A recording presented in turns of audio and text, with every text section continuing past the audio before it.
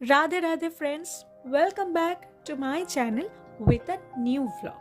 আজকে একটা বিয়েবাড়ি আছে, তাই মেকআপটা আমার almost done, but I am really confused what to wear. মা বলল তুই একটা ড্রেস পরতে পারিস। আমি ভাবলাম ড্রেস তো আমি অনেক জায়গাতেই পরি, lehenga, one piece and what not, but this time একটু কিছু ডিফারেন্ট করা যেতেই পারে। তো আমি প্রথমেই চুজ করলাম যে না, শাড়ি পরবো। শাড়ি গোজ পারফেক্টলি উইথ বেঙ্গলি ওয়েডিং সেরেমনিজ। এবার আসি কি শাড়ি পরবো। তো মা চুজ করে দিয়েছিল এই ব্লু কালারের শাড়িটা, which is definitely very good, কিন্তু আমি এটাকে ক্যারি করতে পারবো না, কারণ খুব হেভি ওয়ার্ক ছিল আর প্রচণ্ড ভারী এই শাড়িটা। তো আমি চুজ করেছিলাম এই সফট পিঙ্ক কালারের এলিগেন্ট শাড়িটা।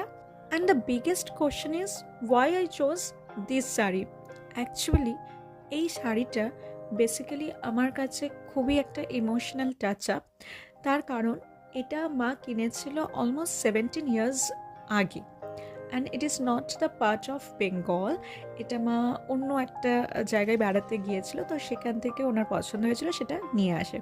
আর যে হোয়াইট পার্টটা তোমরা দেখছো শাড়ির ওপরে, ওটা কিন্তু না ফেব্রিক না স্টিচড, ওটা পুরোটাই একটা এমন মেটেরিয়াল দিয়ে তৈরি, রাবারি টাইপের, যে ওটা কখনোই ওঠে না। So finally everything is set. আর এই কানেরটা আমি পরেছি, যেটাতে একটু মাল্টি কালারও আছে। শাড়িটা সিঙ্গেল কালার হলেও এরকম মাল্টি কালারের অর্নামেন্টস আমার পরতে বেশ ভালোই লাগে, and it goes well. Now let's go. বিয়ে বাড়িতে পৌঁছে গেছি। অ্যাম্বিয়েন্স ওয়াজ ভেরি কাম, চারিদিকে শুধুই সানায়ের আওয়াজ। ঘড়ির কাঁটায় এখন 7টা, বউ এখনো রেডি হয়ে আসেনি, তাই ভাবলাম চলো স্টলের দিকে যাওয়া যাক। ফুচকা, চিকেন পকোড়া আর কফি দেখে কি নিজেকে সামলে রাখা যায়। প্রথমেই ট্রাই করে নিলাম চিকেন পকোড়া। ওয়েল, আমার ফুল লুকটা তোমাদের সঙ্গে শেয়ার করে নিচ্ছি। আমি একটু ইন্ডো ওয়েস্টার্ন লুক ট্রাই করেছি, আর তার সঙ্গে এই টানাগুলো পরে একটা হেয়ার অ্যাসেসরিজ টাইপের বানানোর চেষ্টা করেছি। এটা হলো বিয়ের জায়গা, আর এখানে সকলে বসে এখন গল্প করছে। বিয়েবাড়ির সব থেকে বেশি আকর্ষণ হলো সবাই মিলে আনন্দ করা, সবাই সঙ্গে দেখা হওয়া। That is the biggest thing. আজকাল আমাদের লাইফে এতটাই আমরা বিজি হয়ে যাই যে ফোন কলস ছাড়া হয়তো কারোর সঙ্গে সেভাবে যোগাযোগ হয়ে ওঠে না। ভিডিও কলের ফেসিলিটি থাকলেও কোথাও যেন কাকু কাকিমা, জেঠু জেঠিমা কিংবা দাদা বৌদির সঙ্গে সেই কানেকশনটা বিল্ড হয় না। একমাত্র এই বিয়েবাড়িতে এসে সকলের সঙ্গে দেখা করে, আনন্দ করে, মজা করে, এর ওর পিছনে লেগে লেকপুল করে যে আনন্দ, সেটা কিন্তু মিস হয়েই যায় আমাদের এই নেট দুনিয়ায়। এবার আসি সব থেকে ইম্পর্টেন্ট জিনিসটাই, সেটা হলো আমরা তিনজনই গিফট ছাড়া চলে এসেছিলাম বিয়েবাড়িতে। ঠিক আছে, এতক্ষণ পরে আমার মার মনে পড়ে যায় সেই কথা। আমাকে জিজ্ঞেস করলো যে তুই কি যাবি? তো আমিও মার পিছন পিছন গেলাম। মানে ভাবতে পারছেন, গিফট ছাড়াই আমরা বিয়েবাড়িতে চলে এসেছি, এবং সেখানে এসে স্টার্টারও খেয়ে নিয়েছি, শুধু ডিনারটাই বাকি ছিল, বাকি সব কমপ্লিট। তখন গিয়ে মনে পড়ছে যে আমরা গিফটটাই আনিনি। আলটিমেটলি বর চলে আসে। এতগুলো ক্যামেরা থাকার জন্য বড় কনফিউজ যে কোন দিকে তাকিয়ে লুক দেবে।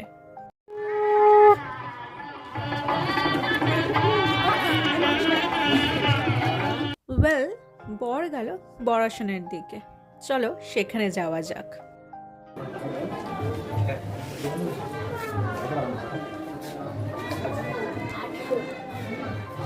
গ্রুমের সঙ্গে ছবি তুলে যখন কনের জায়গায় গেলাম, তখন দেখলাম ব্রাইড একদম রেডি, অ্যান্ড তাই কিছু ক্লিপিংস তুলেই মা আর আমি ব্রাইডের সঙ্গে ছবি তুললাম।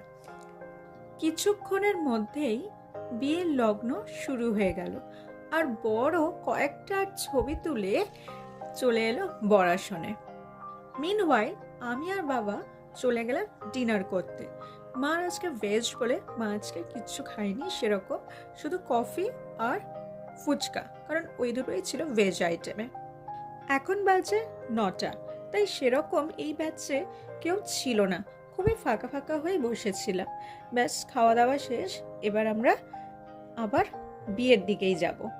তোমরা যদি আমার চ্যানেলে নতুন হয়ে থাকো তাহলে প্লিজ সাবস্ক্রাইব করে দিও, আর পাশে থাকা বেল আইকনটা অবশ্যই ক্লিক করে দিও, যাতে নেক্সট টাইম যখনই আমি ভ্লগ ছাড়বো তার নোটিফিকেশন তোমাদের কাছে চলে যায় উইদাউট এনি ডিলে।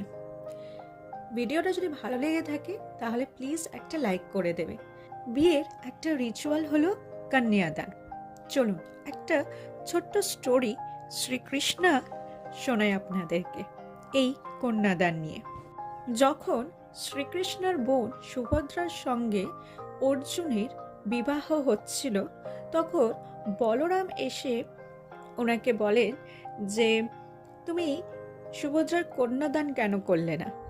তখন শ্রীকৃষ্ণ একটা খুব সুন্দর উত্তর দিয়েছিল, কন্যা কোনো পাত্র নয়, কোনো বস্তু নয় যে সেটাকে দান করা যায়, কিন্তু হ্যাঁ, আমি সুভদ্রার কন্যা আদান করব। কথাটার মানে আশা করছি তোমরা সবাই বুঝতেই পেরেছো।